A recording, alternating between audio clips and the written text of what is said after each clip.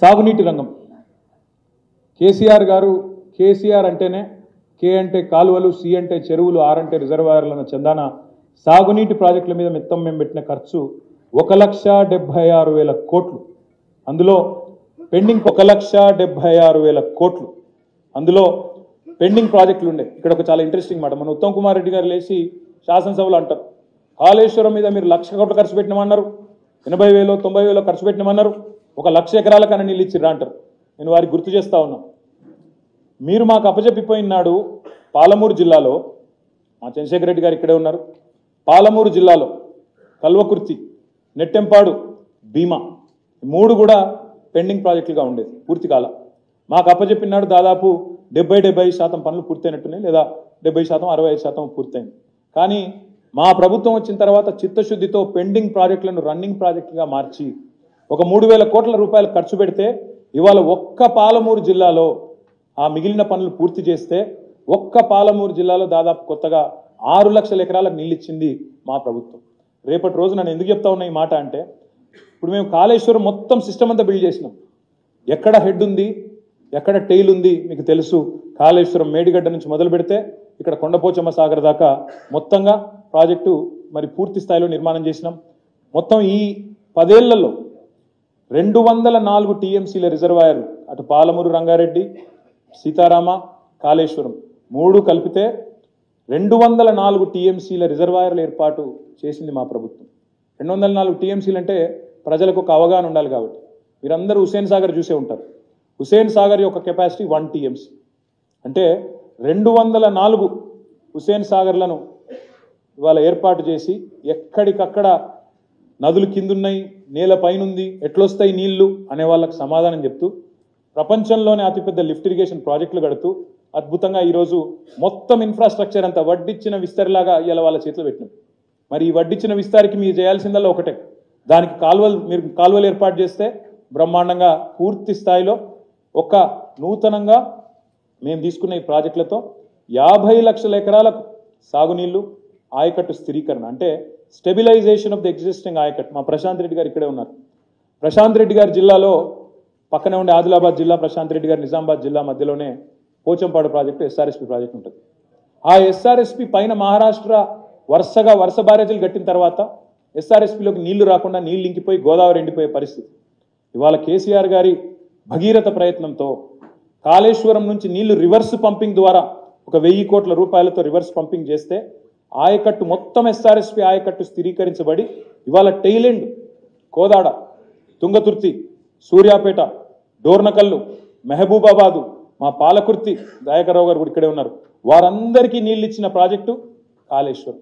అట్లాంటి కాళేశ్వరం ప్రాజెక్టును కూడా బట్టగాల్చి మీదేసేటట్టు ఒక బరాజులో ఏదో అయితే, అంత పెద్ద కాళేశ్వరం ప్రాజెక్టులో ఒక్క బరాజులో చిన్న నిర్మాణ లోపం ఉంటే ప్రాజెక్టు మొత్తమే లోపభూయిష్టం అన్నట్టు చూపెట్టే ప్రయత్నం ఏదైతే చేసినారో అది శుద్ధ తప్పు.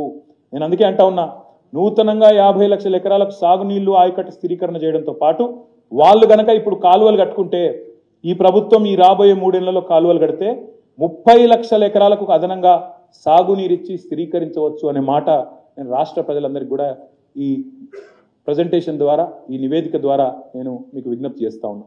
ఇక్కడ అన్నింటికన్నా ముఖ్యమైన మాట, ఎందుకు పెరిగినాయి పంప్ సెట్లు అని మన ముఖ్యమంత్రి గారు అంటాడు అసెంబ్లీలో.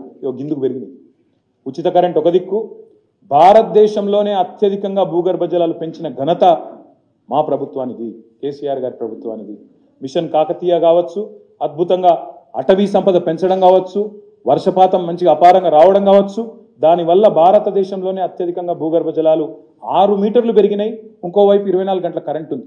కాబట్టి రైతులు సహజంగానే యాడికెల్లో నీళ్లు తెచ్చుకోకుండా తమ పొలంలో తాము మంచిగా బోరేసుకొని, బోరు మందం ఖర్చు పెట్టుకొని, ఫ్రీగా కరెంటు, ఫ్రీగా పెట్టుబడి, ఫ్రీగా ధీమాగా వ్యవసాయం చేసుకునే పరిస్థితి ఉన్నప్పుడు తప్పకుండా 18 లక్షలు 19 లక్షల పంపు సెట్లు 27 లక్షలు అవుతాయి. తప్పేమున్నదల్లా? మీ హయాంలో మీరు కాలువల మీద పోయి మోటార్లను, వైర్లు కోసి మోటార్లను ఆనాడు మా ఎస్ఆర్ఎస్పి కాలువల మీద, కాకతీయ కాలువల మీద తన్ని పారేసేది. ఆనాడు రైతులు విద్యుత్ చౌర్యం చేస్తున్నారని చెప్పి మోటార్లు ఎత్తుకపోయి పోలీస్ స్టేషన్లలో పెట్టేది కాంగ్రెస్ ప్రభుత్వం. మేము ఆ తప్పు చేయలేదు. సమృద్ధిగా బ్రహ్మాండంగా నీళ్ళు ఇచ్చినాం. నీళ్ళు ఇవ్వడంతో పాటు అన్నింటికన్నా ముఖ్యం ఈ పని చేసినాం. ఈ ప్రాజెక్టుల మీద పెట్టిన ఖర్చు కేవలం సాగునీటి మీద పెట్టిన ఖర్చే కాదు. హైదరాబాద్ లాంటి మహానగరం, రాబోయే 50 ఏళ్ల పాటు డోకా లేకుండా ఇటు సుంకిశాల నుంచి అటు గోదావరి నుంచి కృష్ణా నీళ్లు గోదావరి నీళ్లు బ్రహ్మాండమైన తాగునీరు హైదరాబాద్కు కానీ రాష్ట్రంలోని ప్రతి పట్టణానికి కానీ ప్రతి పల్లెకు కానీ వాటర్ సెక్యూరిటీ ఇచ్చిన ప్రభుత్వం తెలంగాణ ప్రభుత్వం. దానికి ఎట్లా వెలగడతారు మీరు? ఒక మహిళకు కిలోమీటర్లు పోయి నడుచుకునే అవసరం లేకుండా, ట్యాంకర్ల దగ్గర యుద్ధాలు చేసే అవసరం లేకుండా తమ ఇంటిలో పెట్టిన నల్లాకు ఆ ఇచ్చిన ధీమాకు ఎట్లా వెలగడతారా సంపదకని చెప్పి కూడా నేను అడుగుతా ఉన్నా.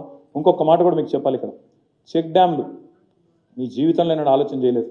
మాంజీరా మీద ఒక చెక్ డ్యామ్ కట్టలే, మానేరు మీద ఒక చెక్ డ్యామ్ కట్టలే, మూలవాగు మీద ఒక చెక్ డ్యామ్ కట్టలే, మా మహబూబ్ నగర్ జిల్లాలో ఉండే వాగుల మీద ఎన్నడూ ఒక చెక్ డ్యామ్ కట్టలే. మా ప్రభుత్వం వచ్చిన తర్వాత 4,000 కోట్ల రూపాయలతో చెక్ డ్యామ్ల నిర్మాణానికి కూడా శ్రీకారం చుట్టినాం. ఒక్క సాగునీటి మీద పెట్టిన ఖర్చు ఇది. అది సాగునీటి ద్వారా సృష్టించిన సంపద, రైతుల స్వేదంతో పండించిన పంటలు, ఆ పంటల నుంచి వచ్చిన సంపద, దానికి ఎట్లా వెలగడతారో నేను అడుగుతున్నాను. దయచేసి ఆలోచించాలని చెప్పి కూడా రాష్ట్ర ప్రజలను నేను కోరుతాను. ప్రపంచంలోనే అతి పెద్ద లిఫ్ట్ ఇరిగేషన్ ప్రాజెక్ట్ కాళేశ్వరం. మీరు ఎన్ని బదనాములు చేసే ప్రయత్నం చేసినా, ఎన్ని రకాలుగా బట్టగాల్చి మీద వేసిన ప్రయత్నం చేసినా వాస్తవాలు వాస్తవంగానే ఉంటాయి.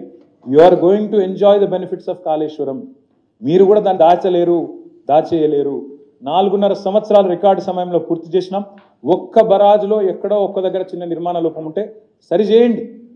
శిక్ష మీరు అన్నారు కదా, జడ్జిలతో విచారణ చేస్తాం, జ్యుడిషియల్ ఎంక్వైరీ చేస్తాం, బరాబర్ చేసుకోండి. తప్పు జరిగితే ఏ ఎంక్వైరీకైనా మేము సిద్ధం, దానిలో ఏం ఇబ్బంది లేదు, తప్పకుండా చేయండి. కానీ రాష్ట్ర ప్రజలు ప్రపంచంలోనే అతిపెద్ద లిఫ్ట్ ఇరిగేషన్ ప్రాజెక్టును నిందించే పరిస్థితి, ప్రపంచమంతా నిందించే పరిస్థితి దయచేసి తీసుకురాకండి. మా మీద రాజకీయ కక్ష ఉంటే తీర్చుకోండి, మమ్మల్ని తిట్టండి, కానీ రాష్ట్ర సంపదను, జాతి సంపదను దయచేసి అవమానించవద్దు అని చెప్పి రాష్ట్ర ప్రభుత్వాన్ని నేను విజ్ఞప్తి చేస్తా ఉన్నాను.